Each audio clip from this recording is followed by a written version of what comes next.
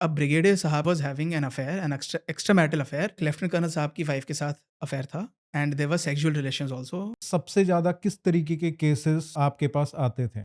सबसे ज्यादा आते थे अतुल सुभाष टाइप केस। हम सिंपल एक लाइन लिख के देते हैं, it is your moral and legal obligation to maintain your wife, और आपकी सैलरी में से 22% अब काट के हम लेडी को दे रहे हैं। वो बंदा अपने खून पसीने की कमाई से वो पैसा कमा रहा है। ये जो आर्मी नेवी एयरफोर्स एक्ट है, ये इस हिसाब से बनाया गया है। देखिए उस समय ज्यादातर ऑफिसर जो होते थे वो ऑफिसर है अंग्रेज, और उन्होंने इस हिसाब से बना रखा कि वो जवानों को दबा के रखेंगे। अब वो जब निकलेंगे ना भारत पेट्रोलियम से, उनका कम से कम 25-30 लाख रुपए का कॉर्पस जमा है एनपीएस में। मैंने उससे कम नौकरी करी है, मैं बॉर्डर पे गया, मैंने अपनी जान को जोखिम में डाला, मैंने सुबह उठ के 5-5 किलोमीटर रोज दौड़ा, मैंने अपने घुटने गलाए। ये हम कोई भीख नहीं मांग रहे, ये वो चीज है जो कि आप बाकी 1.5-2 करोड़ लोगों को ऑलरेडी दे रहे हो। अग्निवीर से भी गए गुजरे हो गए। शॉर्ट सर्विस ऑफिसर्स की हालत अग्निवीरों से इस मुद्दे पे बहुत खराब है। देखिए आपको कॉस्ट काटनी है ना, तो आप काट लो डिफेंस वालों से। इनकी कोई यूनियन तो बन नहीं सकती, वोट ये लोग देते नहीं है, इनकी कोई एक पॉलिटिकल अफिलिएशन नहीं है, इनका कोई धर्म नहीं है। अग्निवीर नौकरी के दौरान शादी नहीं कर सकता। अगर आपका ऑलमोस्ट हाथ पैर कट नहीं गए ना, आपको डिसेबिलिटी पेंशन नहीं मिल पाएगी। माइन ब्लास्ट में अंगूठा उड़ गया, उसमें भी नहीं मिलेगा डिसेबिलिटी पेंशन। नमस्ते sir, welcome.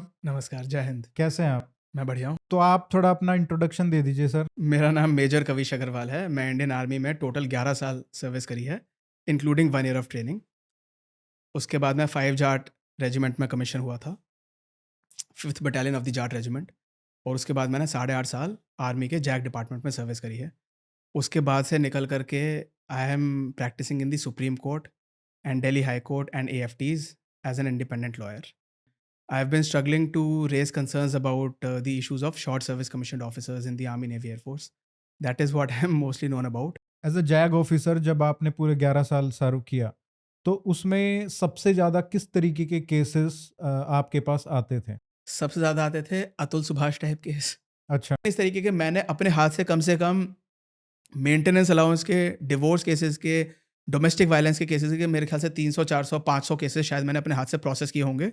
300, 400, 500 case yes daily आते हैं। 10-11 साल की सर्विस में? हाँ जी, डेली। मतलब मेरे पास देखिए उनका ऐसा कोई रिकॉर्ड नहीं है। 200 अगर होंगे, 250 होंगे, 500 होंगे, आई हैव तो नो मतलब रिकॉर्ड। अगर आप कहें कि मान लीजिए आपके पास 100 केस आते हैं मिलिट्री में जी। और कोर्ट्स में, तो उसमें से कितने परसेंटेज आप कहेंगे कि इस टाइप के केसेस आते होंगे जो आपके पर्सनल एक्सपीरियंस में? आई एम नॉट गोइंग इनटू कल को कोई आया नहीं देखो ये स्टेटस नहीं 45% नहीं 40% था, I am not bothered about that. Personal experience में कितने परसेंटेज ऑफ मेरे ख्याल से 50% केसेस। 50%? हाँ जी।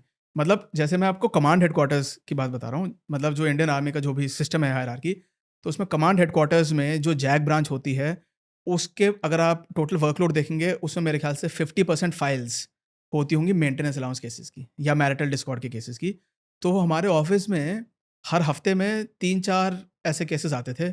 उसमें सब ऐसा है कि कोई केस आधा मैंने हैंडल कर लिया, बाकी आधा किसी और ने कर लिया, या पूरा ही मैंने हैंडल कर लिया, ये थोड़ा मिल बांट करके कर लिया, या कोई जूनियर है उसने मेरे से कंसल्ट करके कर लिया, या मैं जूनियर हूँ मैंने अपने सीनियर से कंसल्ट करके कर लिया। तो मैं ये कह रहा हूँ, मतलब I would have had experience, हाँ, getting involved in 300-400 cases for sure in the entire JAG tenure. ये तो बहुत सीरियस प्रॉब्लम है। नहीं, बहुत सीरियस प्रॉब्लम है एक्चुअली। अतुल सुभाष या पुनीत खुराना अकेले इंसिडेंट्स नहीं है, ऐसे इंसिडेंट्स रोज होते हैं इंडिया में, बिकॉज एटलीस्ट 80% में भी 90% dowry cases, dowry death cases, harassment cases being filed by women in today's times are false. ठीक है, इनको कोई वकील मिल जाते हैं, वो बताते हैं कि देखो आपकी कोई लायबिलिटी नहीं बन सकती, आप झूठा केस फाइल करो। पहली बात तो अगर केस प्रूव होगा या नहीं होगा, कम से कम 5-7 साल तक केस चलेगा।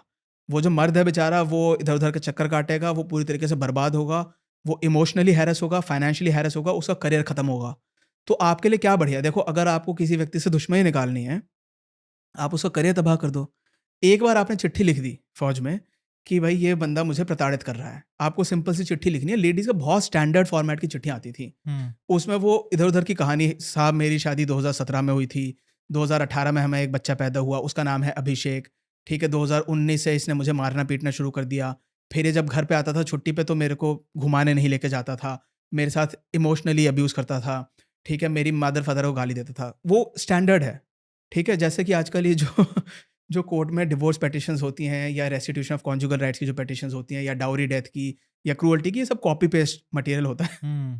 अनफॉर्चुनेटली लॉयर्स के पास एक सेट पैटर्न है, नाम चेंज किया, नंबर चेंज किया, डेट ऑफ मैरिज चेंज किया, प्लेस ऑफ मैरिज चेंज किया, और वो पूरा कॉपी पेस्ट सेट है। तो ऐसे ही काफ़ी हद तक आर्मी में, मैं ये नहीं कह रहा हूँ कि वो लोग कॉपी पेस्ट करते हो, क्योंकि वो तो अलग अलग जगह से लेडीज़ की अलग अलग एप्लीकेशन आई, लेकिन वो सेट पैटर्न पे आती हैं। उन्हें बस लास्ट में ये लाइन लिखनी है कि साहब मैं बहुत प्रताड़ित फील कर रही हूँ, मुझे आप गुजारा भत्ता दिलवा दीजिए, मतलब मेंटेनेंस अलाउंस। और हम एक स्टेप आगे बढ़ करके, अगर मान लीजिए वो लेडी कहती है, उसने अपनी सारा रोना धोना उसमें लिख दिया, लेकिन वो ये नहीं कह रही कि मुझे गुजारा भत्ता दिलवा दो, तो हम ये कहते थे कि मैडम आपने देखो गुजारा भत्ता की बात नहीं करी है, इसलिए हम आपको मेंटेनेंस अलाउंस नहीं दिलवा सकते।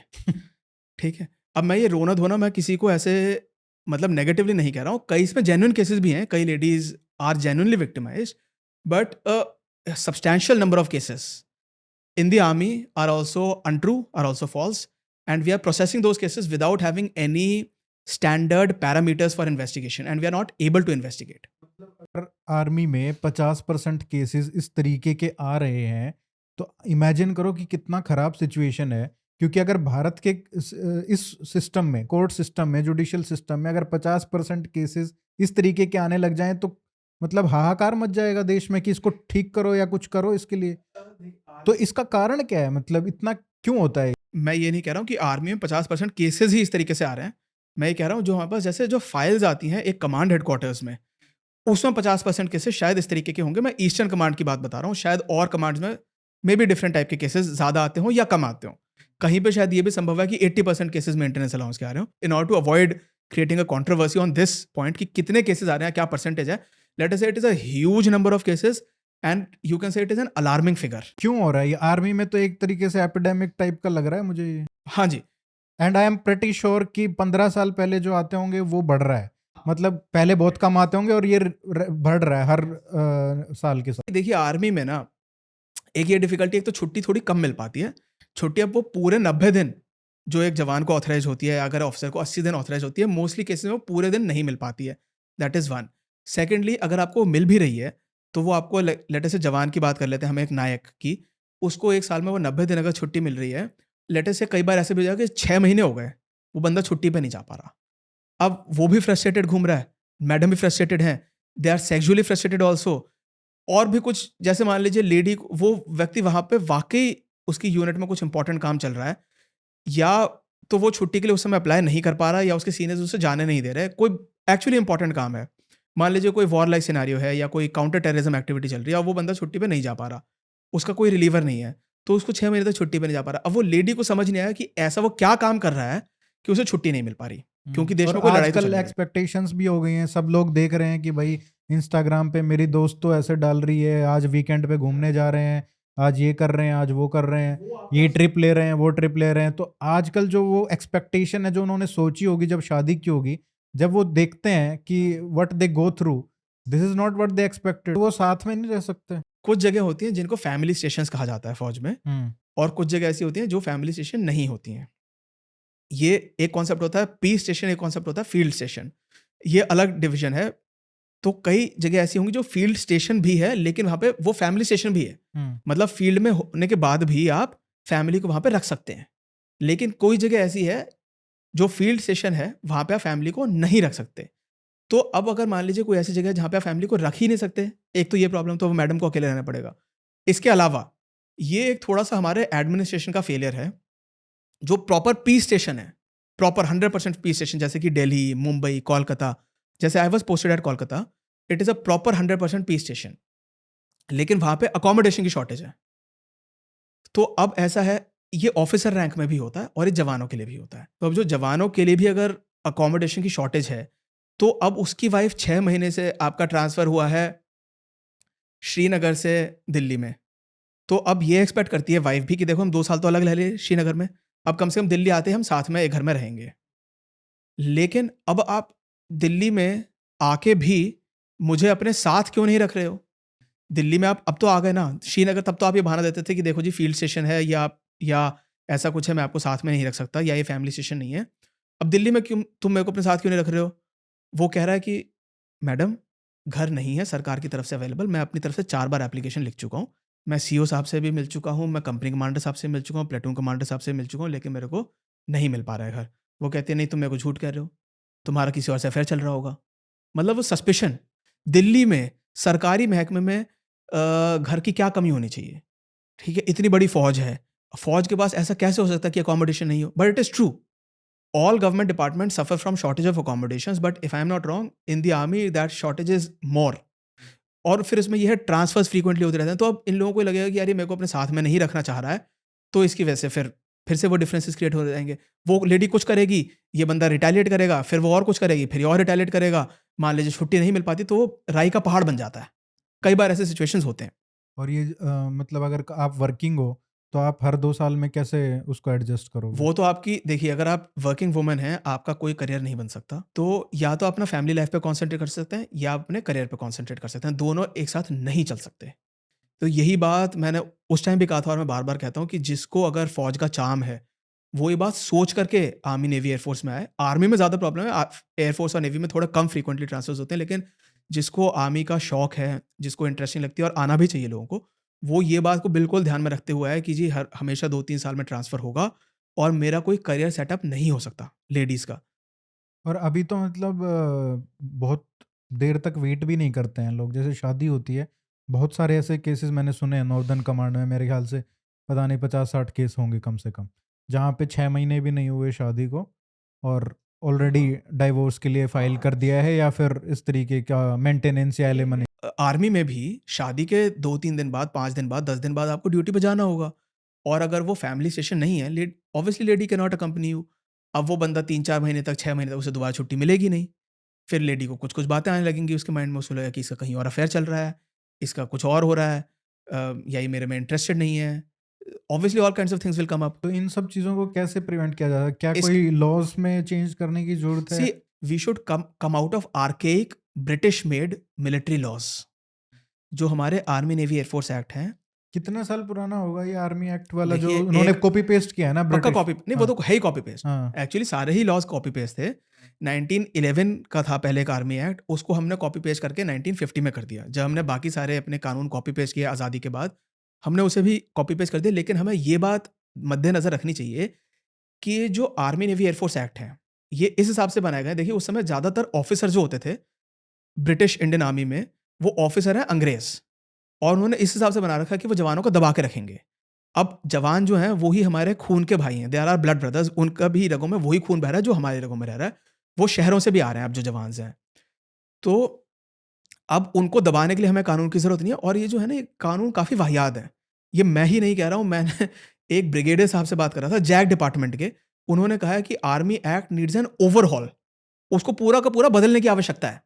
क्योंकि अंग्रेज़ों के हिसाब से, इस हिसाब से बनाया गया है कि इंडिया को गुलाम बना के रखा जाए, म्यूटिनी ना हो जाए। मैं आपको बहुत छोटी सी बात बताता हूँ, म्यूटिनी 2 व्यक्तियों ने अगर एक साथ मिलकर चिट्ठी लिख दी किसी को, इट इज़ म्यूटिनी। अच्छा।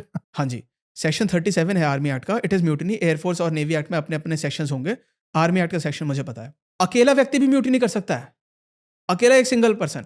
मान लीजिए परेड चल रही है, ठीक है, लेफ्ट राइट, ठीक है, जो भी है, हम 15 अगस्त की, 26 जनवरी की परेड की अगर प्रैक्टिस भी कर रहे हैं, और मान लीजिए चल रहा है left right left right left, और एक व्यक्ति जानबूझ के कर रहा है right left right left right, वो उल्टा चल रहा है, दैट इज म्यूटिनी। अच्छा। हाँ जी, अकेला एक व्यक्ति म्यूटिनी कर सकता है। तो ये कानून मतलब म्यूटनी के लिए नहीं तो पागलपंथी के लिए तो करना ही चाहिए उसको। जो भी है, लेकिन ये इतना ज़्यादा स्ट्रिक्ट इसलिए बनाया हुआ है क्योंकि अंग्रेज हमें दबा के रखना चाहते थे। वो तो साफ डिक्लेयर किया हुआ है ना, उनके तो चिट्ठियां हैं। वो तो ये चाहते थे कि they wanted to perpetuate their rule in India till whatever hundreds of years. Actually ये जो मेंटेनेंस अलाउंस की बीमारी, मैं इसको बिल्कुल बीमारी कह रहा हूँ, 100% कॉन्शियसली कह रहा हूँ। It is a sin, it is a stupid culture being continued in the Indian armed forces.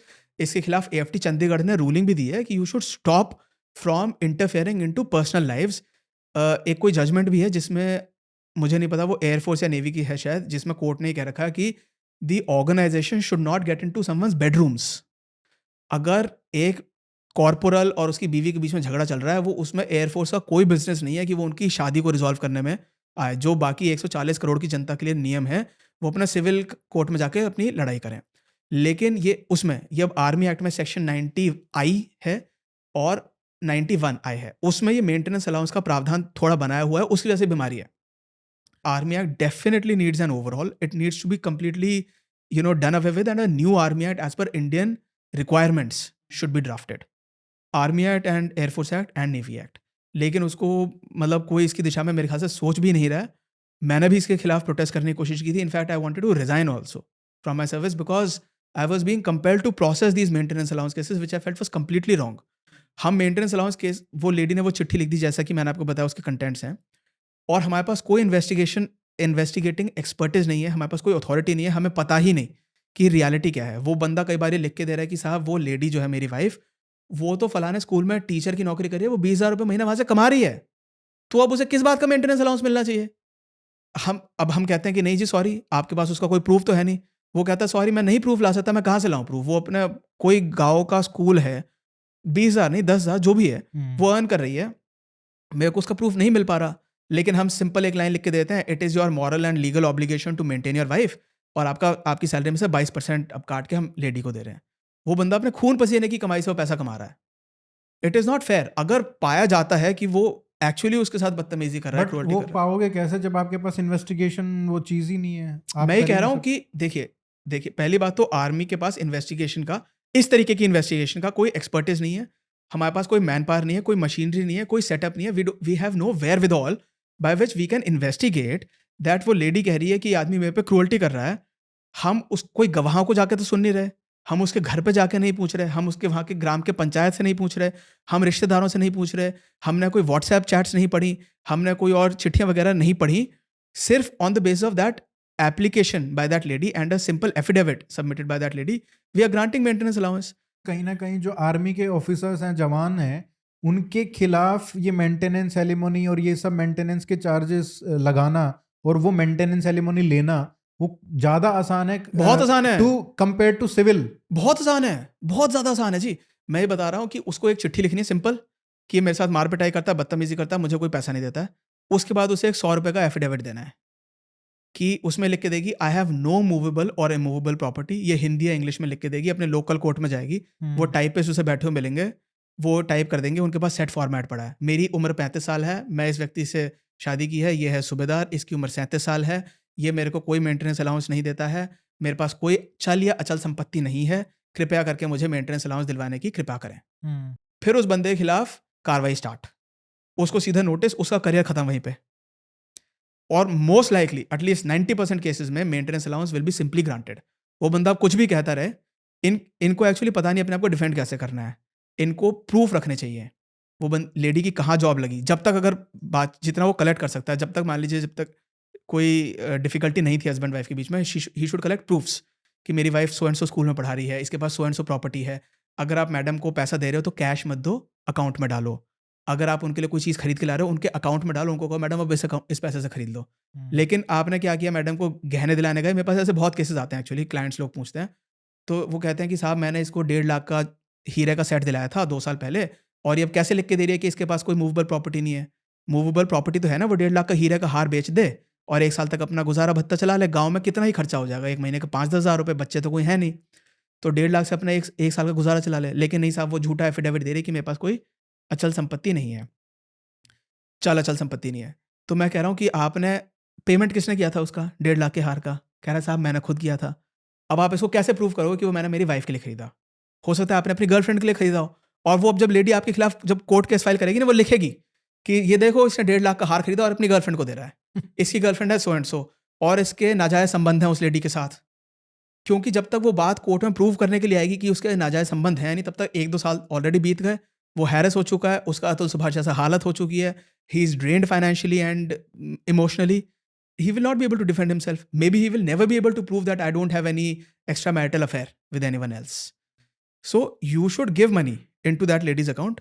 थोड़ा इसको टैक्टफुली मैनेज करना पड़ेगा। आप मैडम के अकाउंट में 1.5 लाख रुपए डालो, बोलो मैडम मैं आपके साथ चल रहा हूँ, चलो अब खरीद लेते हैं। आपने क्योंकि राष्ट्रीय राइफल्स में भी सर्व किया है और वहाँ पे पोस्टेड भी थे श्रीनगर के पास, तो मैं जानना चाहता हूँ कि जो आफ्सपा पे की बहुत बातें होती हैं जी, ये स्पेशल पावर है क्या? लाइक आपने भी डील किया होगा ऐसे केसेस को जब आप थे वहाँ पे। ये बेसिकली वो पावर्स हैं जो कि आर्मी को वहाँ पे काम करने के लिए सक्षम बनाती हैं।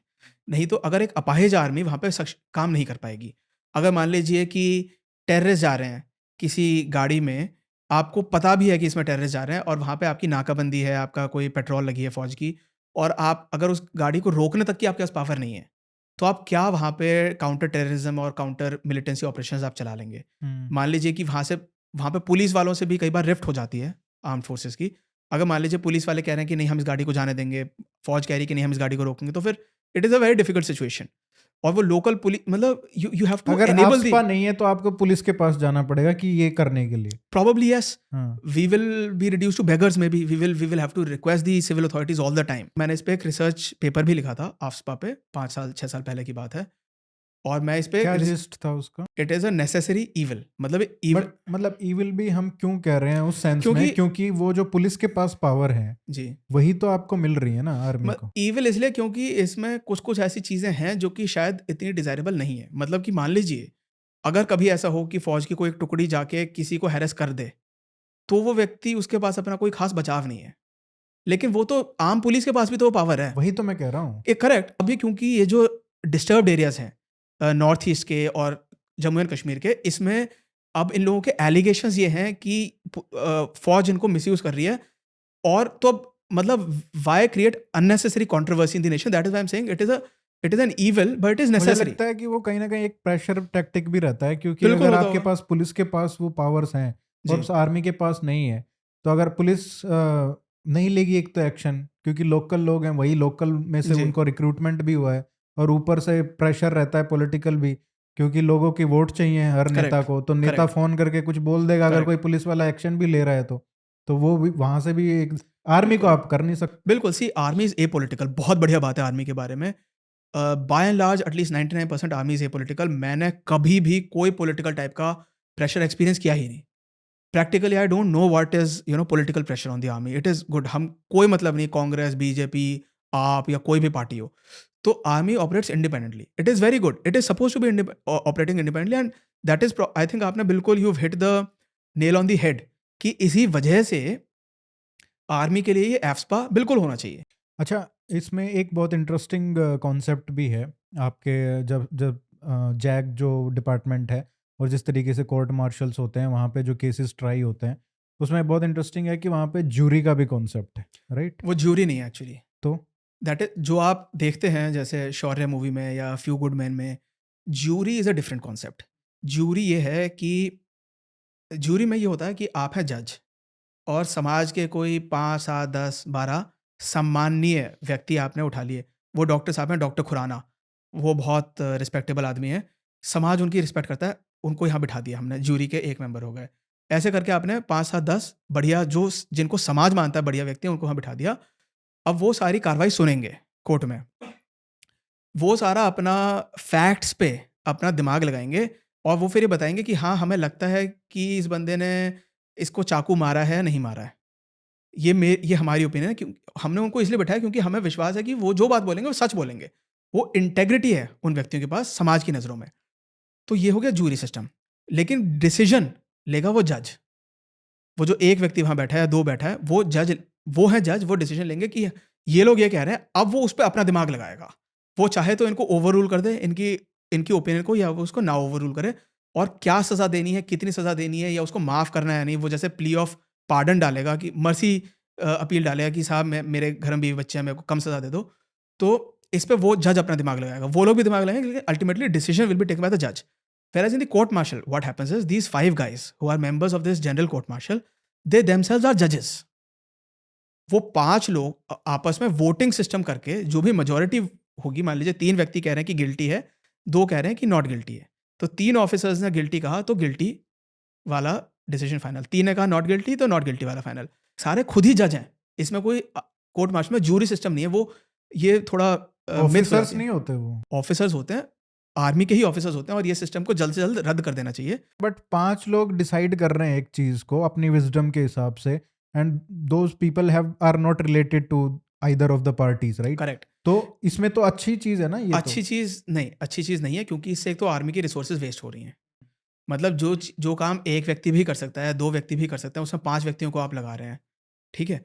अब मैं बताता हूँ, अच्छी चीज़ अगर आप मान भी लीजिए कि वो जस्टिस देने के लिए अच्छा है, तो बाकी सारे कोर्ट्स में क्यों नहीं 5-5 जजेस बिठा दो हर एक केस तो में? वही तो मैं कह रहा हूँ कि वहां से जो अच्छी चीज है वो लेनी चाहिए ना। नहीं हो सकता ना, it is not practicable. You can not give so much resources. I will give you a live example. I was involved in a court martial. वो था 20 माउंटेन डिवीजन का केस बीनागुड़ी में। उसमें एक ब्रिगेडियर साहब का कोर्ट मार्शल चल रहा था। उसमें एक मेजर जनरल साहब बैठे हुए हैं कोर्ट मार्शल के प्रिजाइडिंग ऑफिसर, और 6 ब्रिगेडियर साहब बैठे हुए हैं members of the court martial, 7 senior officers बैठे हुए हैं उस कोर्ट मार्शल में। एक वो अक्यूज हैं ब्रिगेडियर, एक कर्नल है, जज एडवोकेट, और एक मैं हूँ कैप्टन, ऑफिसर अंडर इंस्ट्रक्शन, मतलब मैं ट्रेनी ऑफिसर हूँ उसमें। हम कितने 10-11 ऑफिसर्स हो गए। एक है प्रोसिक्यूटिंग ऑफिसर, एक है डिफेंडिंग ऑफिसर, एक है उस कोर्ट मार्शल का एडमिनिस्ट्रेटिव ऑफिसर, एक है उस एडमिनिस्ट्रेटिव बटालियन की का कमांडिंग ऑफिसर, वो भी इन्वॉल्व हो रहा है। एक है उस अक्यूज का एस्कॉर्ट ऑफिसर, जो उसको हर रोज कोर्ट तक लेके जाएगा और लेके आएगा, ये देखेगा कि वो भाग ना जाए वहां से। ठीक है, इतने सारे ऑफिसर्स अगर एक कोर्ट मार्शल में आप इन्वॉल्व कर देंगे, और उस समय वो फॉर्मेशन, वो डोकलाम अनरेस्ट चल रहा था उस टाइम, चाइना से जब हमारा नोकझोंक हो रही थी या बैटल जो भी चल रहा था, वो ऊपर चढ़ी हुई थी वो पूरी डिवीजन, और उस डिवीजन का जीओसी, जनरल ऑफिसर कमांडिंग, वो वहां बैठा हुआ है नीचे, कोर्ट मार्शल चला रहा है। सुबह वो 10 बजे से जीओसी साहब 10 बजे से, मान लीजिए कि इस दिन हमारा रात के 10-11 बजे भी आए हम कोर्ट मार्शल से, सुबह 10 AM to 10 PM you are running that court martial. आप अपनी वो डिवीजन का जो ऑपरेशनल मैटर्स हैं उसको कब हैंडल करोगे? अब आप जीओसी हैं, आप उसे हाथ तो झाड़ नहीं सकते, ऑफिशिएटिंग जीओसी भी नहीं कर सकता, आपको देखना तो पड़ेगा। वो रात को 12-1 बजे जाके वो वाली फाइल पढ़ेंगे, वो कितना लोड लेंगे जीओसी साहब, और अगले दिन आके फिर वो कोर्ट मार्शल चलाएंगे। कोर्ट मार्शल भी इंपॉर्टेंट है, वो सारे, वो अपने डिवीजन का भी काम इंपॉर्टेंट है। वैसे ही वो 6-7 ब्रिगेडियर साहब, वो भी अपनी अपनी डिवीजन हैंडल, अपनी अपनी ब्रिगेड हैंडल करेंगे। मतलब बट ये तो मतलब रेयर केस हो गया ना कि जब वॉर नहीं, लाइक सिचुएशन है। अगर वॉर लाइक सिचुएशन नहीं भी है, जैसे अगर कोई जनरल कोर्ट मार्शल होता है, उसमें जनरली एक upcoming commanding officer, CEO, colonel rank का ऑफिसर, प्रिजाइडिंग ऑफिसर होता है। तो अब उसको, अगर आप उस कोर्ट मार्शल का प्रिजाइडिंग ऑफिसर बना रहे हैं, तो उसको अपनी बटालियन चलाने में कितनी प्रॉब्लम होगी? मतलब उस एक व्यक्ति पे आपने डबल ट्रिपल बर्डन डाल दिया, वो उसके लिए एडिशनल ड्यूटी है, उसको कोई उसका ओवर टाइम नहीं मिल रहा है। ठीक है, अब मान लीजिए जो कोई सिंपल से जो काम होते हैं, बल्कि जब जो बाहर का जूरी सिस्टम है उसमें जो शायद जो भी लोग बैठते हैं, जो सिटीजन्स आते हैं एज अ पार्ट ऑफ नहीं, जूरी, जूरी सिस्टम खत्म हो गया ना सिविल से। हाँ सिविल महकमों इंडिया से, में खत्म हो गया ना। इंडिया में खत्म हो गया, यूएस ऑल में ओवर तो है ना। यूएस में बहुत कम जगह है, शायद बहुत कम जगह है तो मोस्टली। उनको शायद पैसा मिलता है या कुछ हाँ, रिन्यूमरेशन मिलता है पैसा मिलता है, करेक्ट, आने का। करेक्ट, पैसा मिलता होगा, करेक्ट, मिलना भी चाहिए, ड्यूटी है वो, सरकारी duty. You are being called, कोई वकील है अगर वो अपना अगर काम छोड़ के जा रहा है, he should be paid for it, obviously. कोई डॉक्टर अपना काम छोड़ कर रहा है, he should be paid for it. But I am saying that you are diverting so many resources. Now what happens, I will tell you is, क्योंकि मैं ये क्वेश्चन इसलिए भी पूछ रहा हूँ क्योंकि जिस तरीके से हमने अतुल सुभाष के केस में देखा कि वहां पे जो मेन प्रॉब्लम थी, एक तो ये करप्ट जज वाला जो एलिगेशन आया है कि उसने इतने लाख रुपए मांगे, ठीक है। अब हम ये कभी नहीं सुनते हैं एक तो आर्मी में। हाँ, ये बहुत अच्छी बात है, army is mostly corruption free. I have never seen any corruption. होते हैं बहुत स्ट्रेंज इंसिडेंट्स होते हैं, but army is at least 99% but वो corruption free। रैम्पेंट मतलब वो सिस्टम बिल्कुल अराउंड नहीं, करप्शन चल रहा है वो नहीं है, है ना? बिल्कुल नहीं, बिल्कुल तो नहीं जी। और जूरी जब आ जाती है, जब वो अपराइट ऑफिसर्स और वो सब बैठे हैं, तो वो मुझे लगता है कि एक और लेयर बन जाता है कि देखिए, उसमें आ जाता है। आप लेयर आप 1000 क्रिएट कर लीजिए, लेकिन उसकी कॉस्ट है। आपके, हमारे पास इंडिया में हमारे पास इतनी रिसोर्सेज नहीं है। मैं आपको आप एक बात सुनिए, मान लीजिए कि अगर आपकी यूनिट के कमांडिंग ऑफिसर साहब उस कोर्ट मार्शल में एंगेज हैं दिन भर, तो एक तो उन पे डबल लोड आ गया, कोर्ट मार्शल उनके लिए एडिशनल ड्यूटी है, उनको वो भी अच्छे से करना है, शाम को जाके अपनी यूनिट का भी काम करना है। उनकी पीछे से जो 2IC है, सेकंड इन कमांड, उन पे ज़्यादा लोड आ गया, क्योंकि दिन भर में जब कमांडिंग ऑफिसर साहब कोर्ट मार्शल में बैठे हैं, तब 2IC साहब ज़्यादा सामान काम हैंडल कर रहे हैं। इसके बीच में पिस्ता कौन है? जवान। और जो थोड़े जूनियर रैंक के अफसर होते हैं वो कैसे, मान लीजिए किसी बंदे को, किसी जवान को छुट्टी के लिए फॉर एग्जांपल इंटरव्यू चाहिए 2IC साहब का, किसी भी वजह से उसके प्लेटून कमांडर ने, प्लेटून हवलदार ने, कंपनी कमांडर ने मना कर दिया, sorry I will not send you on leave. अब वो कहता है, सॉरी साहब, मेरे को आप 2IC साहब से इंटरव्यू करा दो, मैं उनसे जाके बताऊंगा, मेरे घर में ऐसी प्रॉब्लम है, मेरी वाइफ मेरे को डिवोर्स की धमकी दे रही है साहब, मेरे को छुट्टी जाना बहुत ज़रूरी है। कंपनी कमांडर साहब कह रहे हैं, नहीं नहीं, क्रॉस कंट्री का कॉम्पिटिशन आ रहा है, मैं तेरे को छुट्टी नहीं भेजूंगा, तू हमारा बेस्ट रनर है, ठीक है, तू हमारी कंपनी के लिए परफॉर्म कर, तू हमें ब्रावो कंपनी से जिता के दे, मैं डेल्टा कंपनी कमांडर हूँ, मेरे को डेल्टा कंपनी के लिए विक्ट्री चाहिए। अच्छा, ऐसी तो प्रायोरिटीज होती बिल्कुल हैं। है, मेरे लिए तो अपनी प्रायोरिटी है ना, मेरे को तो अपना सीईओ बनना है आगे जाकर के, मेरे को तो अपनी कंपनी को जिताना है, मेरे को अपनी कंपनी की परफॉर्मेंस दिखानी है। तो वो कहता है, साहब प्लीज़ आप मेरा 2IC साहब से इंटरव्यू करा दो। मैं चाहता हूँ कि अब मैं इसका 2IC साहब से इंटरव्यू भी नहीं कराऊँ, क्योंकि मेरी जाके वहाँ पे शिकायत करेगा, या चलो जो भी है। तो या अगर मान लीजिए मैं कह भी रहा हूँ, ठीक है तू जाके इंटरव्यू कर ले, अब 2IC साहब कह रहे हैं, यार देखो अभी मैं बहुत बिजी हूँ, सीईओ साहब तो वहाँ बिजी हैं दिन भर, अब मैं अगर इसमें इन्वॉल्व, मतलब मेरे पास अब मेरी अपनी प्रायोरिटीज़ हैं, ये ब्रिगेड का कंपटीशन आ रहा है, मुझे उसमें ध्यान देना है, मेरे पास सो एंड सो ऊपर कमांड से ये प्रेशर आ रहा है, और मेरे को एक और ऑफिसर का कुछ और इशू चल रहा है, मेरे लिए वो प्रायोरिटी है, सॉरी मैं इस बंदे का 3 दिन तक इंटरव्यू नहीं कर सकता, सॉरी। अब वो जवान टेंशन में घूम रहा है, वो कुछ कर सकता है, वो कुछ नस-वस काट लेगा, ऐसे बहुत इंसिडेंट्स हो जाते हैं सुसाइड वगैरह के, मैंने कई केसेस हैंडल किए हुए हैं श्रीनगर में। हुँ, वो कुछ अपना उल्टी-सीधी हरकत करेगा, उसकी वाइफ़ उतने में उसे डिवोर्स का नोटिस दे देगी। ऐसी चीज़ें आई एम सेइंग जितने ज़्यादा बंदे आपने वहाँ इन्वॉल्व कर लिए, वहाँ वो सिर्फ़ अगर एक कर्नल रैंक का सीईओ इन्वॉल्व्ड है ना अगर, सिर्फ़ वही इन्वॉल्व नहीं है, उसका सूबेदार मेजर भी उसमें इन्वॉल्व हो गया।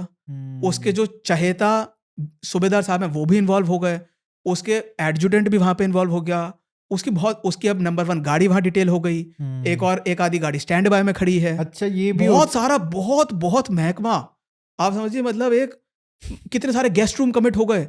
एक वो जो एडमिनिस्ट्रेटिव बटालियन है उसका सीईओ दिन भर वहीं पे घूम रहा है, किसी ब्रिगेडियर साहब मेरे से चिढ़ ना जाएँ, मेरा करियर तबाह हो जाएगा।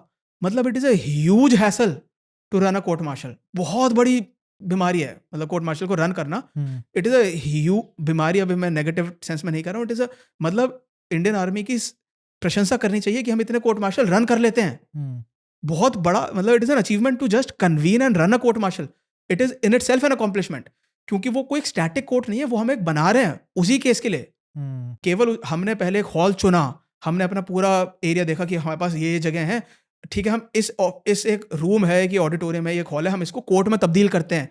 फिर हमने उसमें एक स्टेज बनाया, 2 ढाई फुट का वो एक प्लेटफ़ॉर्म क्रिएट किया। रातों रात उसमें लकड़ी-वकड़ी ठोक करके प्लेटफ़ॉर्म हमने क्रिएट किया, पीछे महात्मा गांधी की फ़ोटो लगाई, इधर घड़ी लगाई, इधर एक अक्यूज़ के बैठने के लिए बना सॉरी इधर लेफ्ट में अक्यूज़ के बैठने के लिए बनाया, राइट में प्रोसिक्यूशन के लिए बनाया, तो पूरा सामने विटनेस के लिए बनाया। इट्स बेसिकली रात अ कॉस्ट।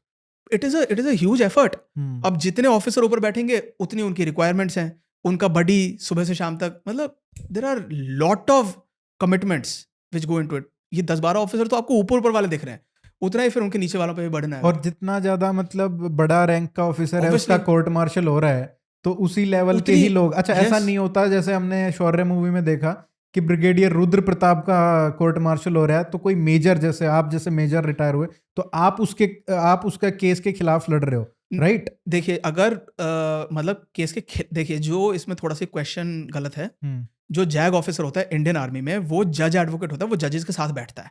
जो जनरली 5 जजेस होंगे जनरल कोर्ट मार्शल में, डिस्ट्रिक्ट कोर्ट मार्शल में 3 जजेस होंगे, लेकिन ऑफिसर का है तो जनरल कोर्ट मार्शल ही होगा। हुँ, जेसीओज़ एंड अबव हमेशा जनरल कोर्ट मार्शल होता है। एनसीओज़ एंड बिलो का डीसीएम भी हो सकता है, डिस्ट्रिक्ट कोर्ट मार्शल। हुँ, तो वो जो जज एडवोकेट होगा, जो जैग ऑफिसर होगा, वो इन जजेस के साथ बैठता है। वो किसी के तरफ या किसी के अगेंस्ट नहीं है, वो ही is like friend of the court, amicus curiae, वो कोर्ट को गाइड करता है कि कानून ये है। अच्छा, एक्चुअली जो 5 बंदे हैं ना, ये जो 5 जो infantry officer, artillery officer, armoured corps के ऑफिसर, इनको कानून का तो कुछ पता नहीं है, प्रैक्टिकली स्पीकिंग। बहुत लिमिटेड जो इनकी जज नॉलेज बने है। हैं, जो जजेस हैं, इनको लॉ का कुछ नहीं पता। ठीक है। तो बेसिकली 99% वो लिटरली जूरी है, वो एक मतलब आम नागरिक की जैसा आम होता है टाइप वैसा है, ही। लेकिन उनके पास पावर्स जजेस की हैं। हाँ, ठीक है? हाँ, वो ठीक है। जूरी टाइप आप उन्हें मान लीजिए प्रैक्टिकली, लेकिन उनके पास पावर्स नॉलेज जजेस ऑफ की द हैं। लॉ नहीं है, नॉलेज ऑफ द लॉ उनके पास बिल्कुल नहीं है, उन्हें जो बहुत कि कम। जज के पास होती है। हाँ जी। मतलब इट इज़ लाइक एक लेमैन के हाथ में चाकू पकड़ा दिया, उसको बोला कि अब इससे आप ओपन हार्ट सर्जरी करो, हम आपको बता रहे हैं कि कैसे-कैसे करना है। ठीक। तो वही जैग ऑफिसर ये काम करता है, तो वो किसी के अगेंस्ट या किसी के फेवर में नहीं होता है।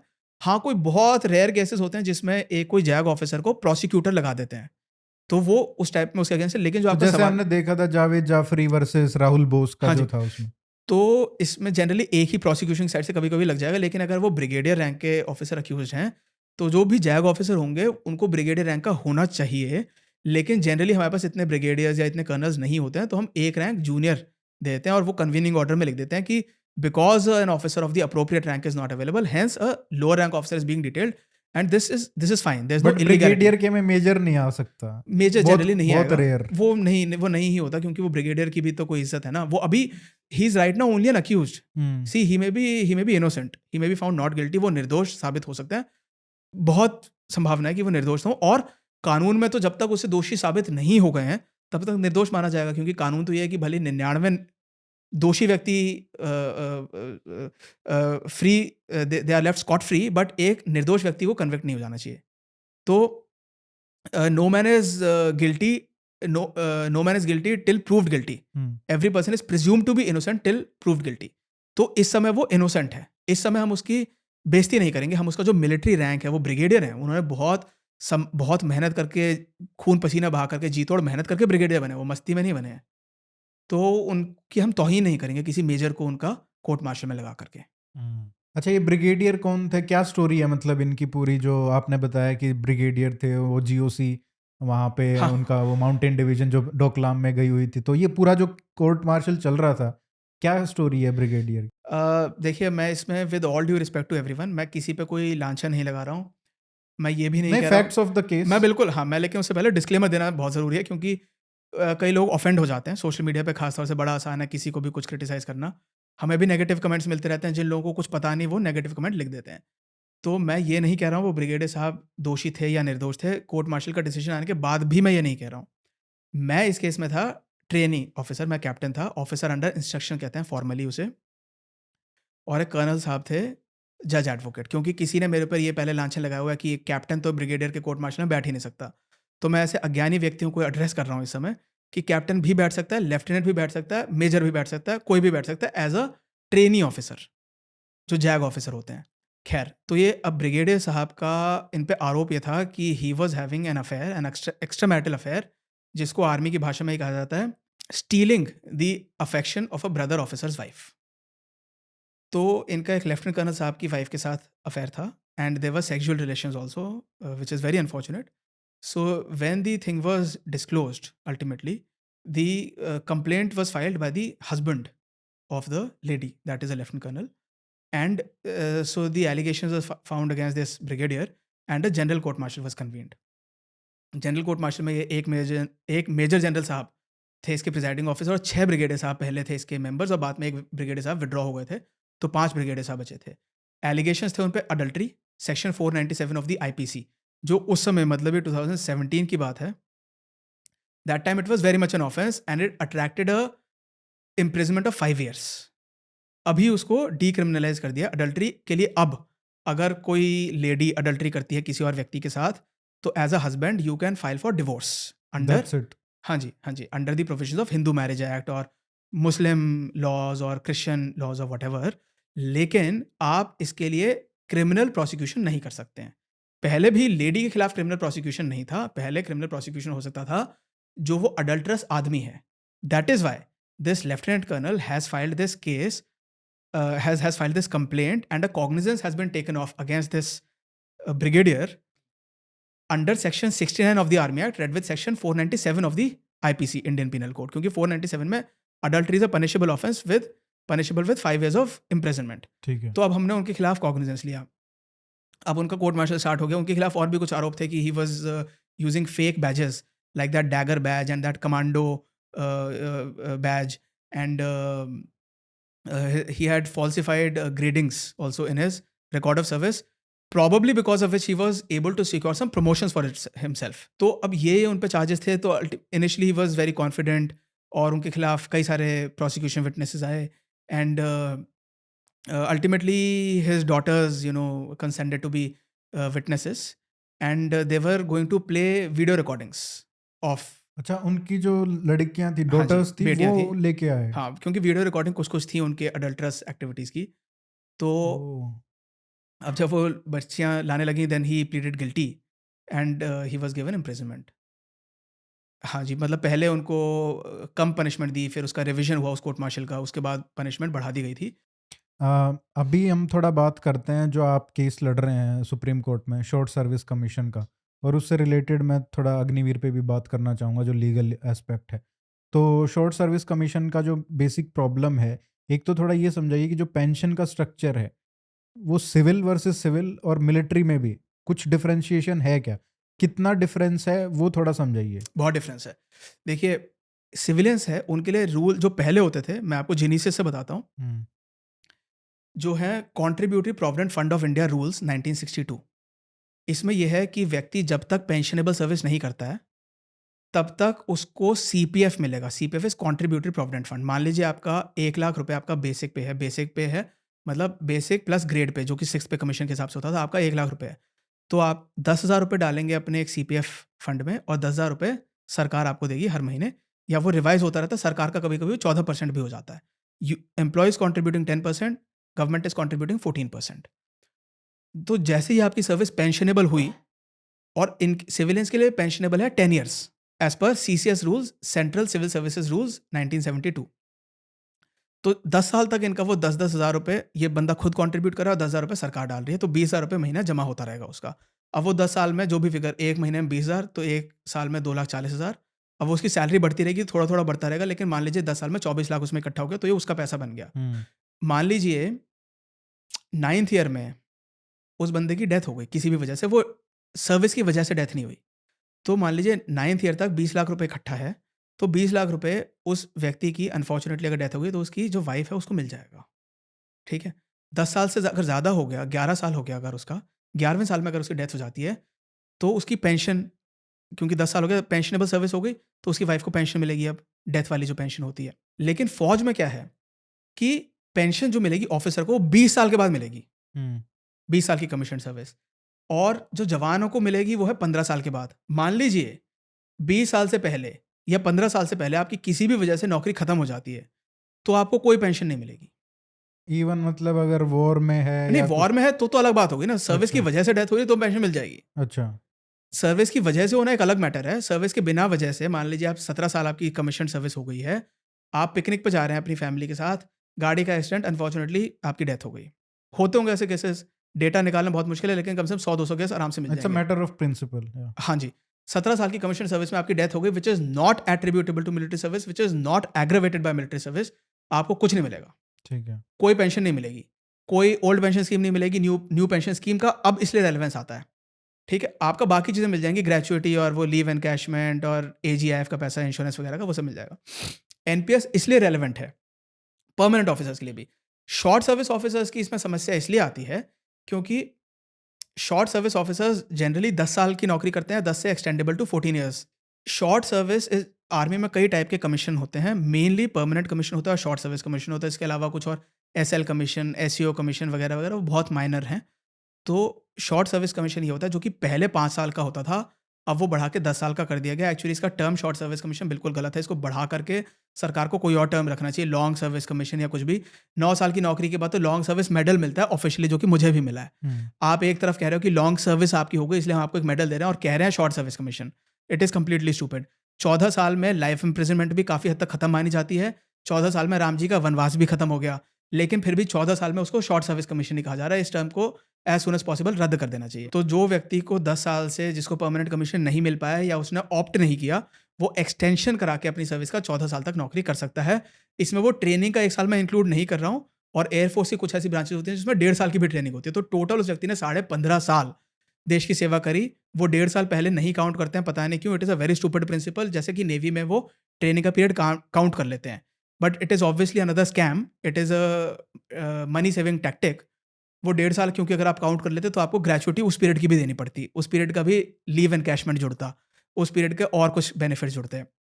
खैर, 14 साल का अगर आपका कमीशन सर्विस है, it should not be called short service commission. अब ये जो 10 साल के बाद परमानेंट कमीशन किसको मिलेगा, किसको नहीं मिलेगा, किसी को नहीं पता। पहले आर्मी में शॉर्ट सर्विस कमीशन बहुत सारे लोगों को मिल जा रहा था, 70-80% जो लोग चाहते थे उनको मिल जाता था, जो भी ऑप्ट कर रहे हैं 80-90%। लेकिन एकदम से 3 साल पहले, 3 साढ़े 3 4 साल पहले एकदम से उसकी परसेंटेज बहुत कम कर दी।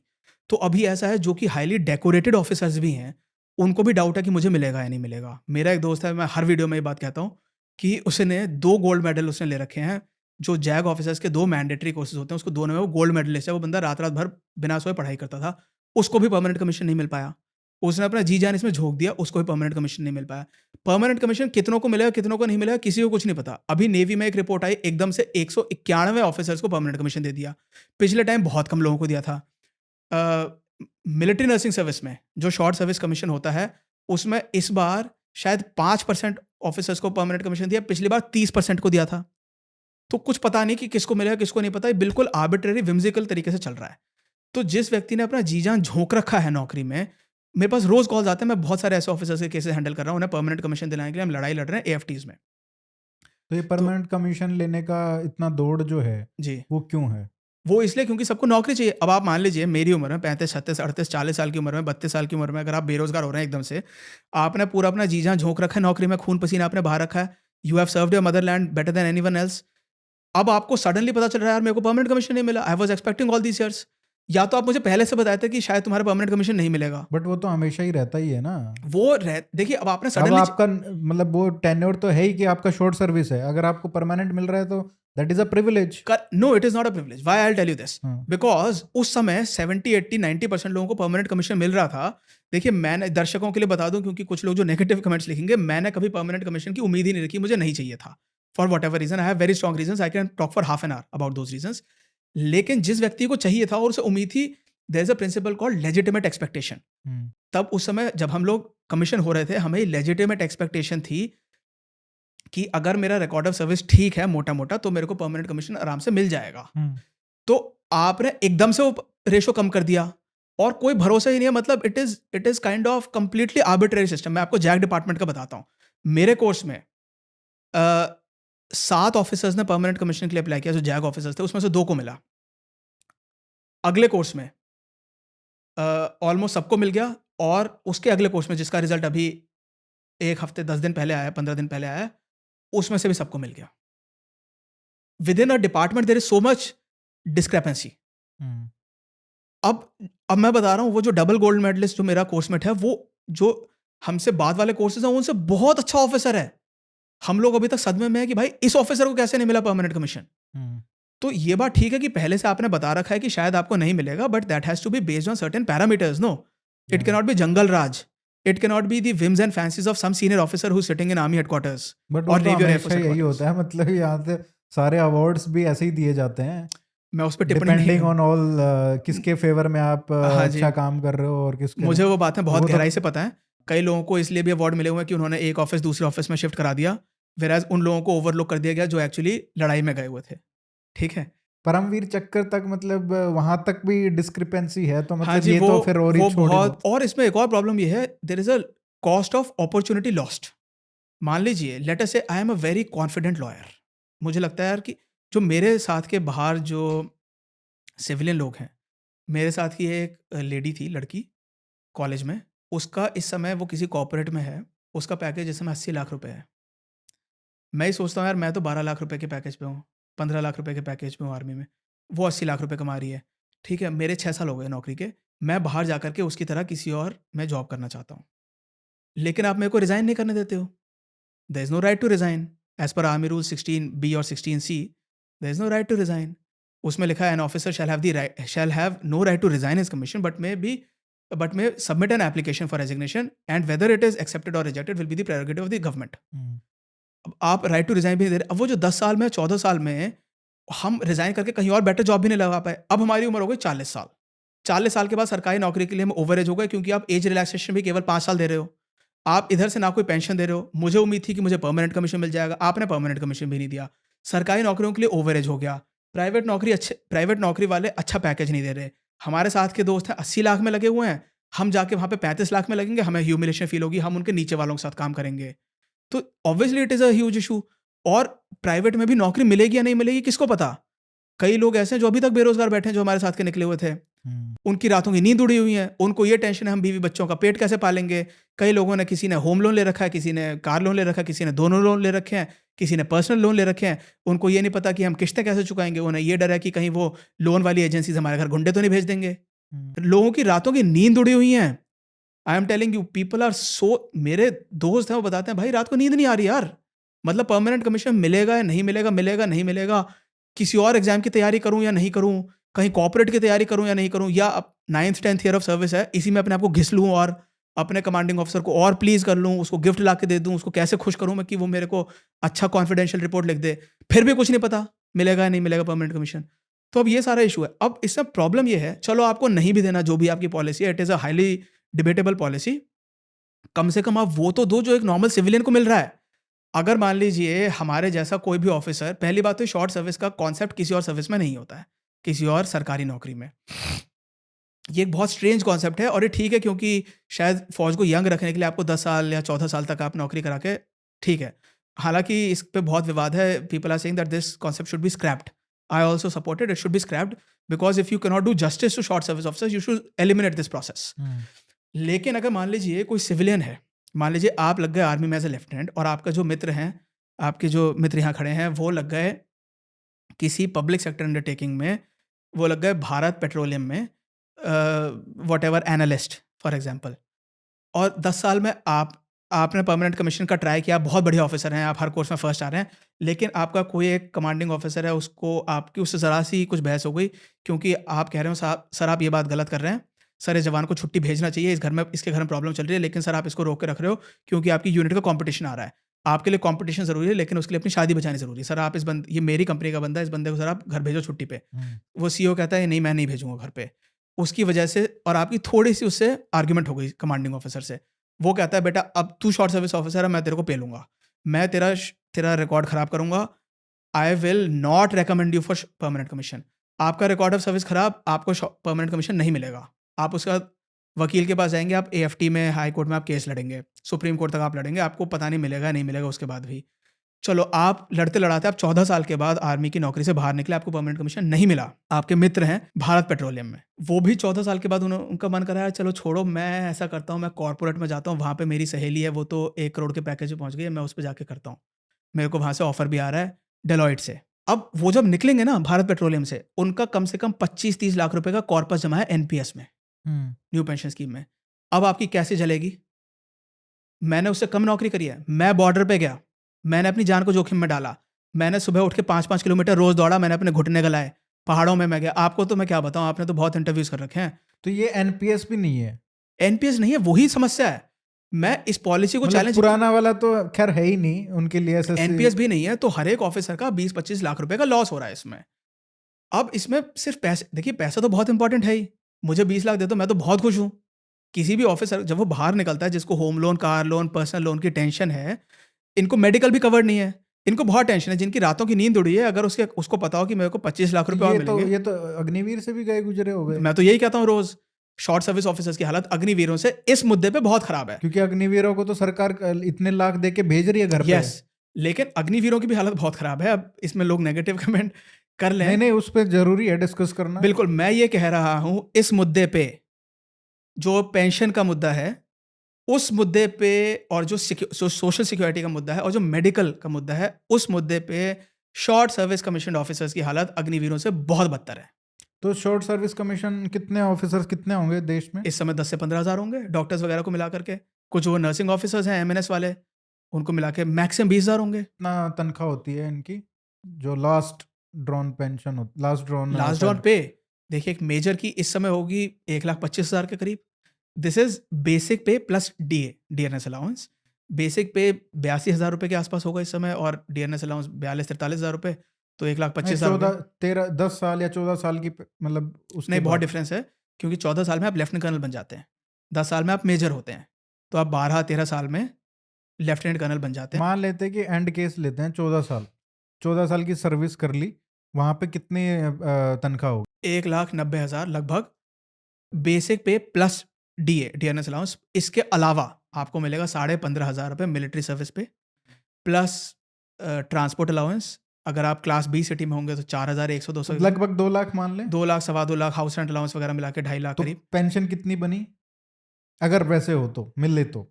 हाफ होता है, 50% ऑफ लास्ट। 50 नहीं, अब 50% का कॉन्सेप्ट अलग है।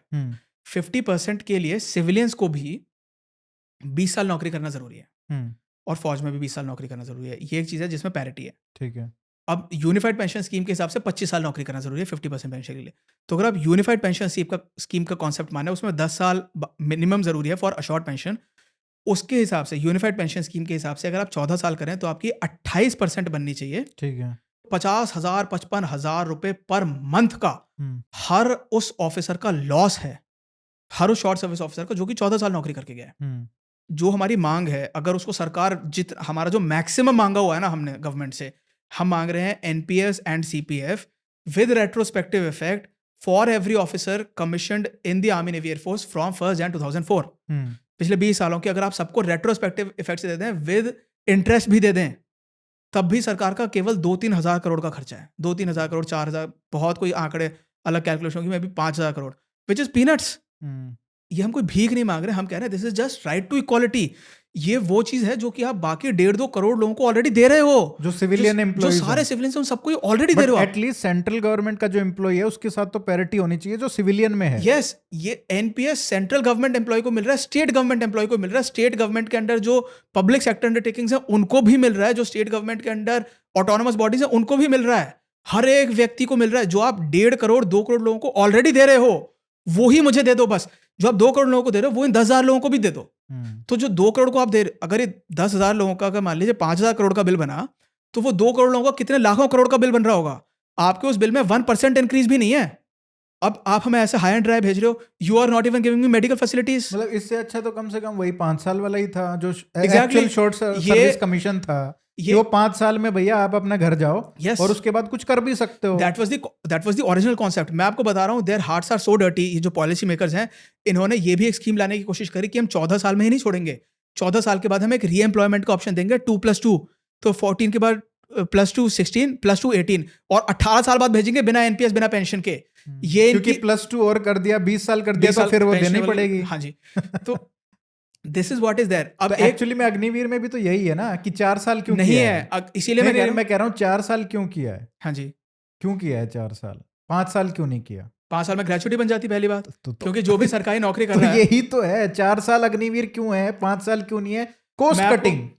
कॉस्ट कटिंग तो है ही है। हाँ। देखिए, आपको कॉस्ट काटनी है ना, तो आप काट लो डिफेंस वालों से, आर्मी नेवी एयरफोर्स से आप कॉस्ट काटो, बहुत बढ़िया। एक तो कुछ बोलते नहीं है और कुछ बोल सकते नहीं है, इनकी कोई यूनियन तो बन नहीं सकती, वोट ये लोग देते नहीं है, देंगे भी तो कितने 10-12-15 लाख लोग हैं, ज़्यादातर वोट देते नहीं है।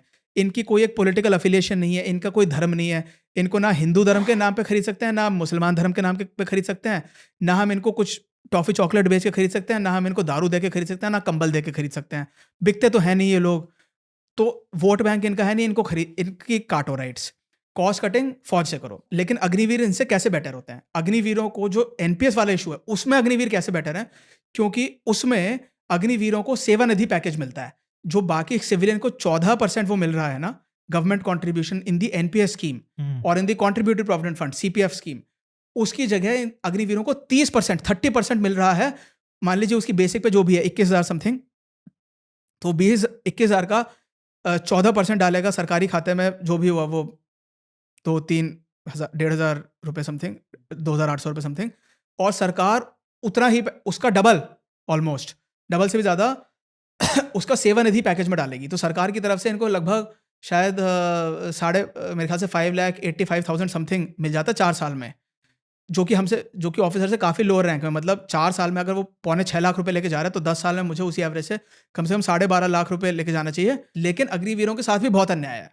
एग्जैक्टली वो एक तो 21,000 जो आप एक तरीके हाँ से एक मतलब सैलरी कम है, पीएन को जो पीएन जो है उसको जो सैलरी मिल रही है सिविलियन, उसमें उतने तो आप उसको दे रहे हो। जो बॉर्डर पे खड़ा है, जो मरने के लिए तैयार है, आप उसको भी उतना ही दे मरने रहे के लिए तैयार होंगे नहीं। हाँ। जिनको पता है हम 4 साल के हम वो तो मैं लिख ही रहा हूँ कि भाई कब से कि ये जो ओवरऑल जो क्वालिटी है, जो आना चाहते थे पहले, जो आते थे एंथुजियाज्म के साथ, वो क्वालिटी कम हो गई। आप कहते हैं नहीं लोग तो उतने ही आ रहे हैं, लोग तो आएंगे यहाँ पे तो एक मतलब पीएन की पोस्ट के लिए पीएचडी अप्लाई कर रहे हैं तो वो तो आएंगे, but quality of people getting in applying is reducing ना। बिल्कुल, तो क्वालिटी विल रिड्यूस, लेकिन क्या है, कॉस्ट कटिंग। अब इनको भले ही वो मिल गया 30% सेवा निधि स्कीम, लेकिन इनकी सैलरी कम है। इनको साल में एक ही बार छुट्टी, मतलब 30 दिन की छुट्टी लागू है। एक बड़ी मजे की बात है कि इनके लिए शादी करना अलाउड सर्विस के दौरान। This is violation of your right to life under article 21। This is violation of your right to freedom under article 19। मतलब रूल है ये। यस, क्या अग्निवीर शादी नहीं कर सकता? अग्निवीर नौकरी के दौरान शादी नहीं कर सकता। मान लीजिए कि एक गांव में सरपंच के सामने या कोई भी सम्मानित व्यक्तियों के सामने उस अग्निवीर के पेरेंट्स ने कमिट किया हुआ है कि हम अपने बच्चे की शादी आपकी बेटी के साथ कराएंगे 21 साल की जैसी उसकी उम्र कंप्लीट होगी, ठीक है। अब वो शादी कर नहीं सकता। मान लीजिए 20 साल 11 महीने के टाइम पे बोल दिया कि ठीक है हम 2 महीने बाद शादी करा रहे हैं, क्योंकि कानूनन 21 साल में शादी कर सकते हैं। माँ बापों को नहीं पता होगा, आई एम टेलिंग यू, ये बात बहुत लोगों को नहीं पता चलेगी। अग्निवीरों को खुद ही बात नहीं पता। मेरे को पहली बार पता चल रही है। आप जैसे पढ़े लिखे, मेरे को ये पता था कि अग्निवीरों की शादी नहीं हो रही है, उनके पास प्रपोजल नहीं आ रहे हैं, क्योंकि ये बहुत कंप्लेंट हम सुन रहे हैं, क्योंकि एक तो 21,000 की नौकरी है और 4 साल के बाद पता नहीं क्या होगा क्या नहीं होगा। पहले तो परमानेंट होती थी, 15 साल तो रहेगा कम से कम, और उसके बाद पेंशन भी होगी, पर अब तो कुछ भी नहीं है। करेक्ट। और अगर शादी करेगा तो नौकरी से डिसमिस होगा, फिर बीवी जूते मारेगी, वो कहेगी भाई मैं पागल हूँ, मैंने शादी करी। अब तो तेरी नौकरी भी गई, हो सकता है तेरे को परमानेंट हो जाता तू, और हमने तो शादी इसलिए करी क्योंकि तू फौजी है, ठीक है? So I mean imagine the kind of illegalities. शादी क्यों नहीं करने दे रहे पता नहीं, maybe it is cost cutting major. शादी करेगा बंदा, छुट्टियां मांगेगा ज़्यादा, छुट्टी ही नहीं, मतलब ना शादी करेगा ना छुट्टी मांगेगा, समस्या ही नहीं है। शादी करेगा, शादी पे कॉन्सेंट्रेट करेगा, शादी पे कॉन्सेंट्रेट करेगा, हो सकता है बच्चा बच्चा हो जाए। See if you are demotivating demoralizing your arm forces, you are not saving anything. जब कहीं अटैक होगा ना, आपको उससे 100 गुना पैसा खर्च करना पड़ेगा उतनी चीज़ को, इक्विलिब्रियम को या समझ में ही नहीं पीस आएगी, को वो आउट रिस्टोर ऑफ करने के लिए। कंट्रोल हो जाएगी चीजें, उसकी फौज कोई की कॉस्ट है ही नहीं। फौज की स्ट्रेंथ कम करना, इनको डीमोटिवेट करना, डिसेबिलिटी पेंशन बंद कर दिया है। डिसेबिलिटी पेंशन के हम केसेस फाइल करते हैं हाई कोर्ट, सुप्रीम कोर्ट में। डिसेबिलिटी पेंशन का क्या सीन है, मतलब अभी ये क्या, पहले क्या था और अब क्या कर दिया इन्होंने? 21 सितंबर 2023 को एक नई पॉलिसी लाया है, हाँ। जो कि बहुत ही वाहियात है। उसका नाम है guide to medical officers 2023, hmm. GMO कहते हैं शॉर्ट में, और एक होता है एंटाइटलमेंट रूल्स 2023। इनके तहत ये है कि अगर आपका ऑलमोस्ट हाथ पैर कट नहीं गए ना, आपको डिसेबिलिटी पेंशन नहीं मिल पाएगी जब तक बहुत ज़्यादा सीरियस इंजरी नहीं हो गई है, कोई मतलब गोली वोली नहीं लग गई। जिनको सितंबर 2023 तक जो लोग डिसेबिलिटी पेंशन के लिए एंटाइटल्ड माने जाते थे, अब उस आज की तारीख में उसमें से कम 98% लोग एंटाइटल्ड नहीं है। 98%? मिनिमम आई एम सेइंग 90, मैं कंजर्वेटिव एस्टिमेट लेके बता मतलब रहा कोई हूँ। एग्जांपल दीजिए ना कि ये इसके साथ हो गया बट ही इज नॉट हाँ, एलिजिबल। मेरी एक कोर्समेट है, हाँ। She was almost crushed by an elephant. That time she was getting 80% disability as per army doctors.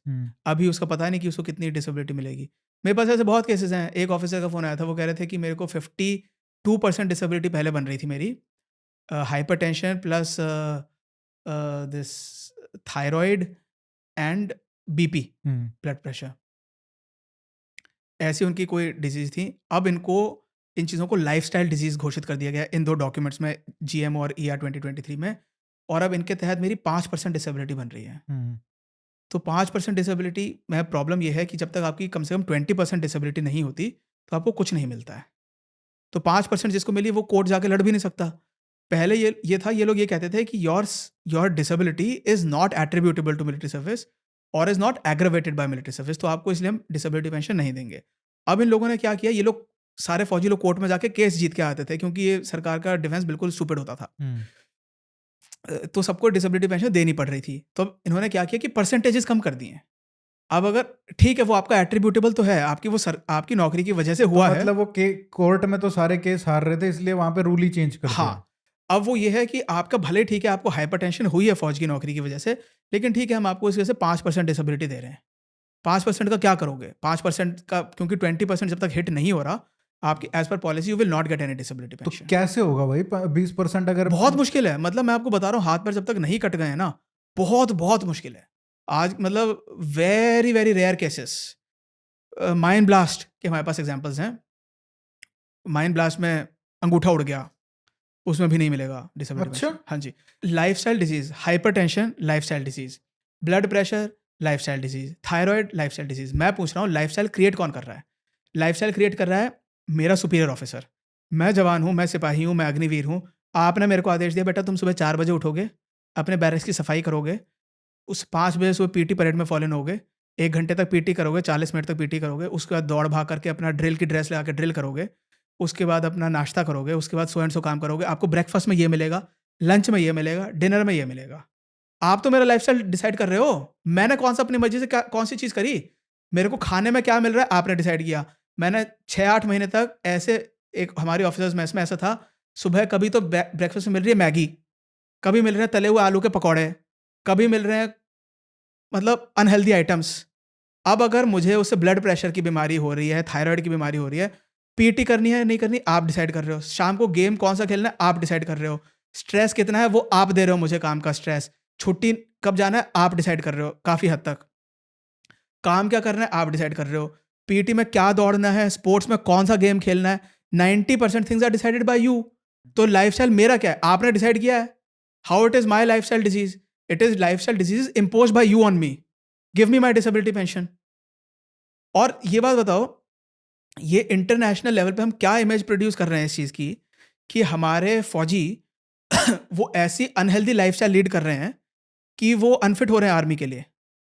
अच्छा, और केसेस बताता हूँ, बड़े इंटरेस्टिंग केसेस होते हैं डिसेबिलिटी के। एक बंदे को आप इनवैलिड घोषित करके, मतलब आप उसका मेडिकली इनवैलिडमेंट बोर्ड करके आप उसे आउट कर रहे हो सर्विस से। आप कह रहे हो कि वो आप मेडिकली अब इतने फिट नहीं हो कि आप फौज में नौकरी कर सकते हो। ठीक है? मतलब आपका इतना ज़्यादा आपको कोई बीमारी है, लेकिन डिसेबिलिटी पेंशन है, डिसेबिलिटी परसेंटेज है 5, 10% डिसेबिलिटी है, हाँ, 5% डिसेबिलिटी है। मेरे पास ऐसा भी रिसेंटली एक केस आया। हम्म, डिसेबिलिटी परसेंटेज 10, लेकिन you are invalided out of service. तो एक हाथ, मतलब इट इज़ लाइक, ये तो पागलपना हो गया ना। कोर्ट भी इसमें, सुप्रीम कोर्ट की रूलिंग्स हैं। सुप्रीम कोर्ट कह रहा है कि अगर आप किसी को इनवैलिड आउट कर रहे हो, तो आप कम से कम फिर उसे डिसेबिलिटी पेंशन तो दो। मतलब आप खुद कह रहे हो ना कि भाई तुम इतने अपंग हो, इतने अपाहिज हो, इतने डिसेबल्ड हो कि तुम अब नौकरी करने लायक नहीं हो।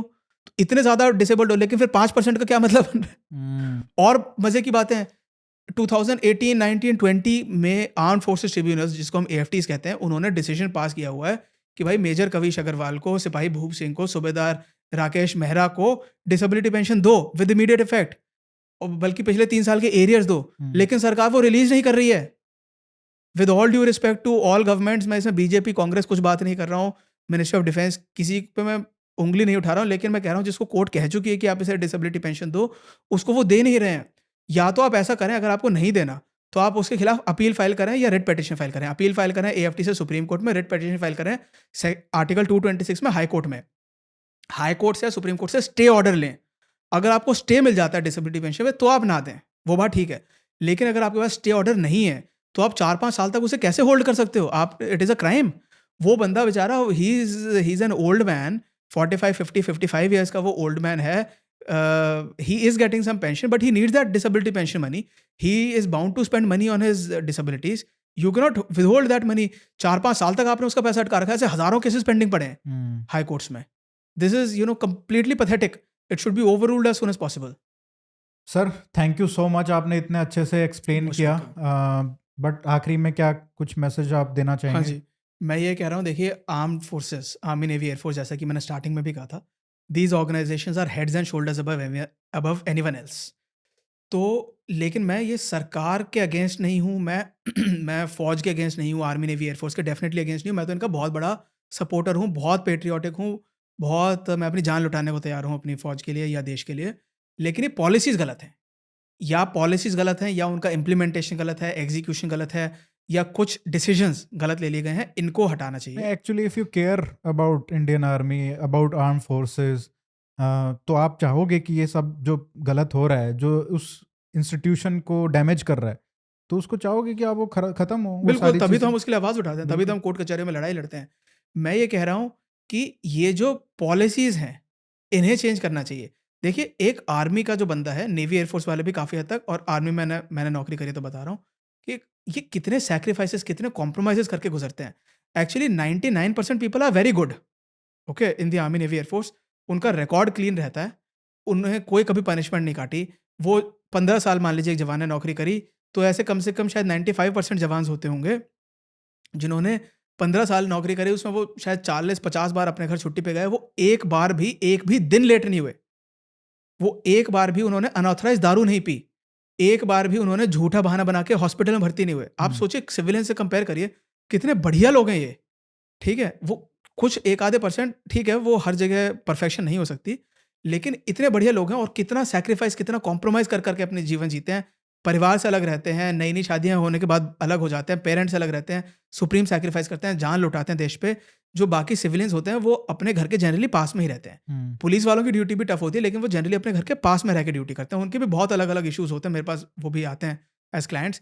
बीएसएफ वाले भी जनरली, ये भी थोड़े से जो पैरामिलिट्री फोर्सेस हैं, ये भी अपने घर से दूर-दूर रहते हैं। बट जितनी रिगर आर्म्ड फोर्सेस में है, उतना मेरे ख्याल से और कहीं नहीं होता। और ये सब करने के बाद भी अच्छे सोल्जर्स रहते हैं, या अच्छे एयरमैन या सेलर्स या जो भी इनके रैंक हैं।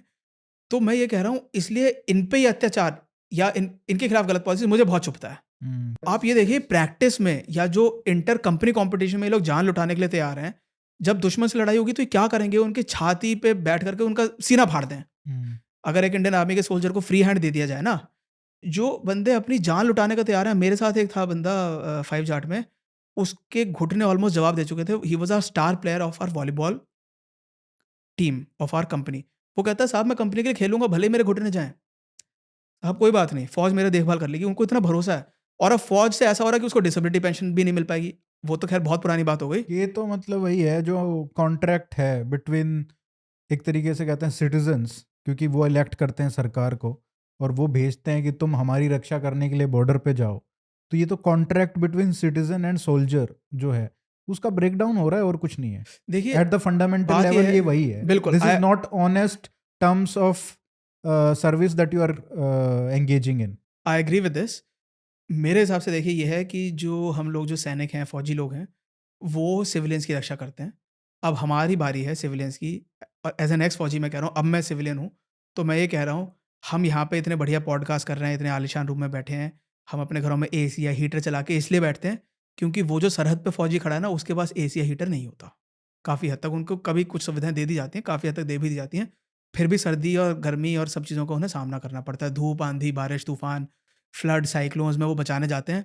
ऐसे-ऐसे होता है कि उनके खुद घर बाढ़ में बह गए, फिर भी वो दूसरी जगह जाके फ्लड रिलीफ कर रहे हैं। तो ये हमारे जो फौजी लोग हैं, it is time for the civilian population of this nation to stand up for their rights, because they are guarding you. They are guarding your land, water and air. आम जनता जो सुन रही है वो क्या कर सकती है? वो ये कर सकते हैं कि हमारे यहाँ के लेफ्टिनेंट कर्नलों को थप्पड़ मत मारो आप, ठीक है? You bloody whatever, you dare not touch any फौजी। You, these police people, they dare not touch any फौजी। ये जो इंदौर में अभी क्या हो रहा अभी है? जो केरला का केस हुआ। यस, मतलब हम तो बहुत डिसेंट और इनोसेंट फौज है। मतलब this is what you want to do, मतलब एक्चुअली डूब मरना चाहिए। अगर हम तो कभी हथियार उठाते नहीं ना, यही तो प्रॉब्लम है। मतलब एक्चुअली मेरी इसमें थोड़ा सा ग्रीवेंस ना अपनी फौज की हायरार्की से भी है, क्योंकि ये लोग कभी आवाज़ प्रॉपरली नहीं उठाते हैं। वो नहीं मेरे उठाते तभी तो ये सारी हाँ जो जी, गलत पॉलिसी है ये आ गई है ना। देखो, मैं अपने आप को एक्सपर्ट नहीं बताऊंगा कि मेरे को सारी अपडेट है, लेकिन मैंने कोई भी स्ट्रॉन्ग पब्लिक मीडिया स्टेटमेंट नहीं देखा है किसी भी सीनियर आर्मी ऑफिसर की तरफ से, या कम से कम जो जैसे कि एक्चुअली ऐसे केसेस में chief of army staff should come and give a public statement. Public को एक्चुअली ना ये रियलाइज नहीं हो रहा है कि एक बंदा फौजी जो है वो क्या कॉम्प्रोमाइज़ करके आपकी रक्षा कर रहा है।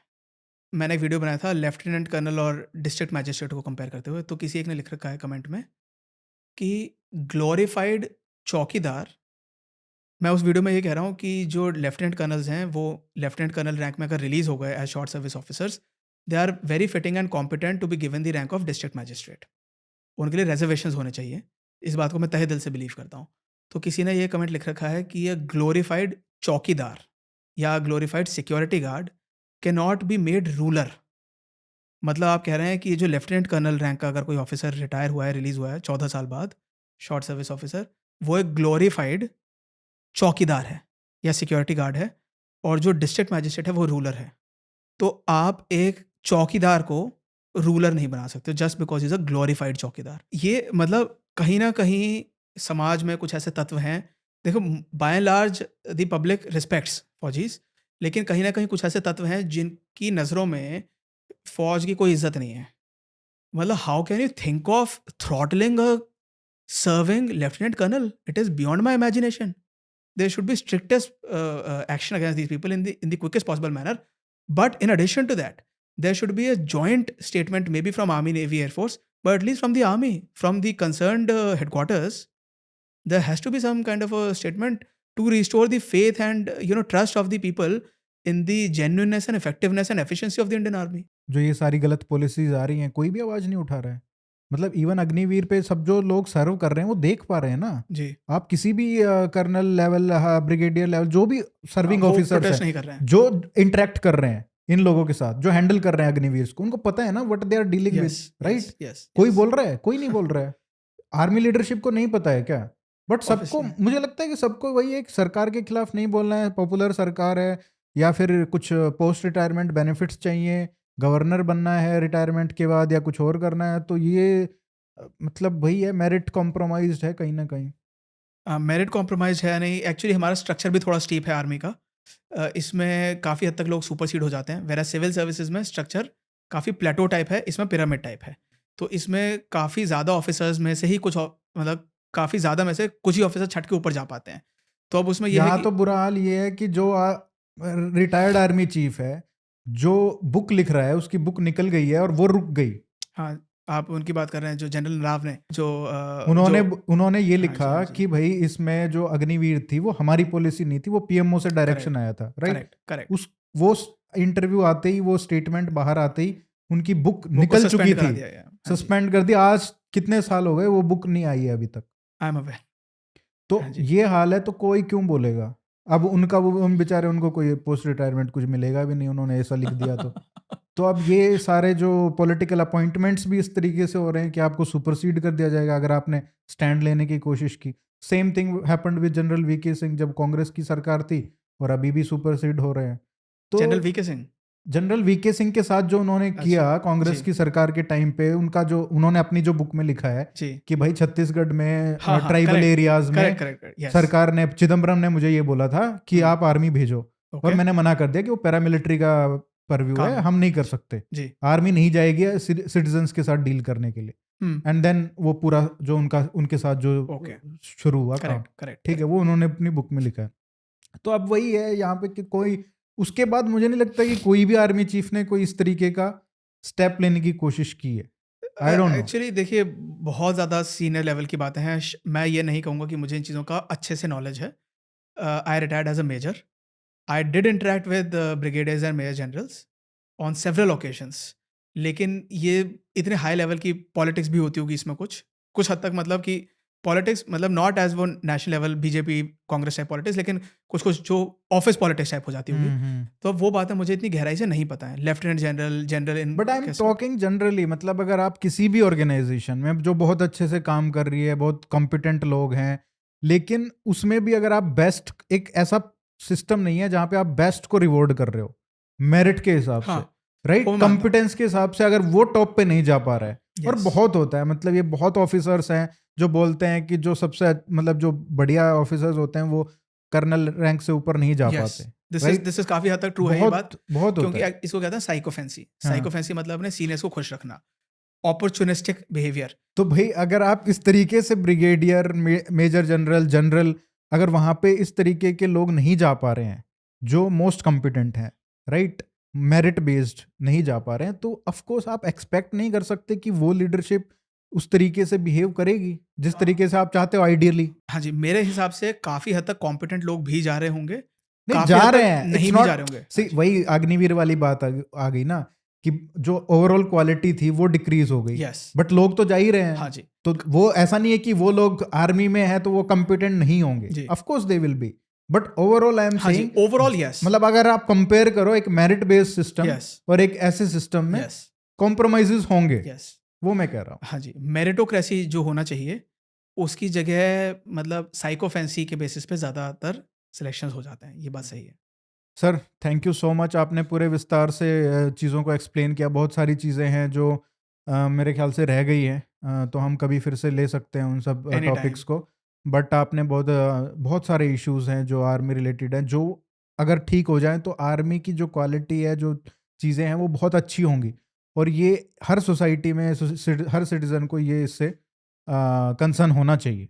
So thank you so much. मैं एक बात, सॉरी आपने नहीं पूछा, लेकिन मैं प्लीज़ सब दर्शकों से रिक्वेस्ट करना चाहता हूँ। एक सर्विंग एयरफोर्स कॉर्पोरल की बच्ची है, उसका नाम है जयश्वी।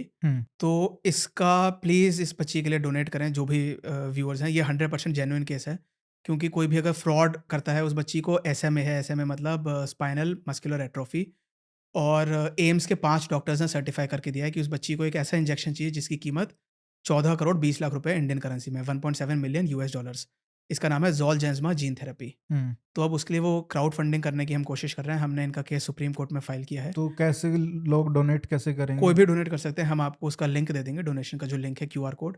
वो प्लीज़ जो भी आपसे बन पड़े, 100 रुपये, 500 रुपये, 1000 रुपये, 2000 रुपये, 10,000 रुपये, जिसकी जितनी क्षमता है, क्योंकि नहीं तो बच्ची बच नहीं पाएगी। ठीक है, तो आप हमको एक वो करके भेज दीजिएगा, आई जब विल ये गिव इट प्ले टू हो यू। रहा होगा तो हम यस, उसको आई स्क्रीन विल पे गिव इट टू यू। हाँ जी। अवेलेबल कर। तो क्योंकि ये इसमें आम जनता के सामने समस्या ये होती है, क्योंकि ऐसे बहुत हर रोज़ एडवर्टाइज़मेंट आते हैं कि आप डोनेट कर दो, डोनेट कर दो।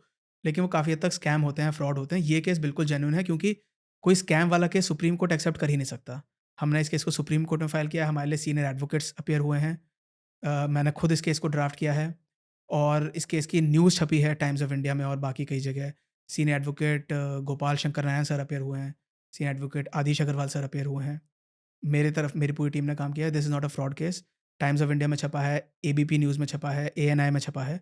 सो it is not fraud. Please let us donate whatever we can and save the life of Jayshvi. Absolutely. Thank you sir, thank you so much. Most welcome.